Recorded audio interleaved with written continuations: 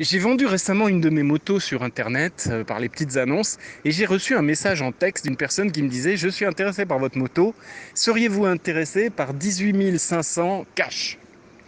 Et là, il faut comprendre le mot cash. En fait, on a affaire à quelqu'un qui s'intéresse à la problématique de l'argent. Soit il en a beaucoup, soit il en a pas, il est près de ses sous.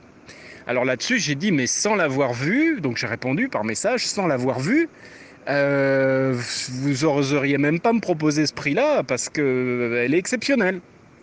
Et là derrière, il me renvoie un deuxième message texte. Quel est votre dernier prix? Donc effectivement, là on a affaire, et c'est intéressant pour la notion de vente et d'achat, on a affaire à quelqu'un qui veut acheter un prix, et moi en l'occurrence qui veut vendre un produit. Quand on arrive à cette situation, qu'il y en a un qui veut acheter un prix et l'autre un produit, ou inversement, on est sur une problématique d'argent.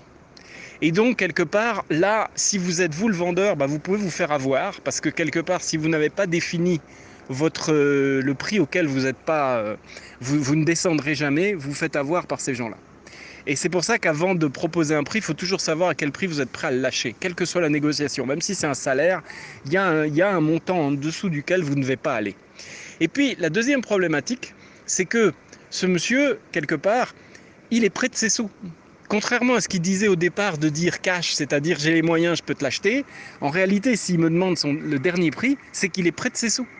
C'est qu'il est près de ses sous parce qu'effectivement, il vient acheter un prix. S'il était vraiment intéressé par la machine, il serait venu la voir. Et c'est pour ça qu'il faut bien comprendre que dans la notion d'achat et de vente, entre un vendeur et un acheteur, eh bien, il faut bien comprendre quels sont les enjeux des uns et des autres. Dans ce cas-là, c'était uniquement une histoire d'argent d'un côté. Et puis moi, l'argent, j'en ai, je m'en fous. Donc quelque part, je vous donne quand même la fin de l'histoire. Après m'avoir fait miroiter que soi-disant il avait trouvé des motos identiques avec moins de kilomètres, machin.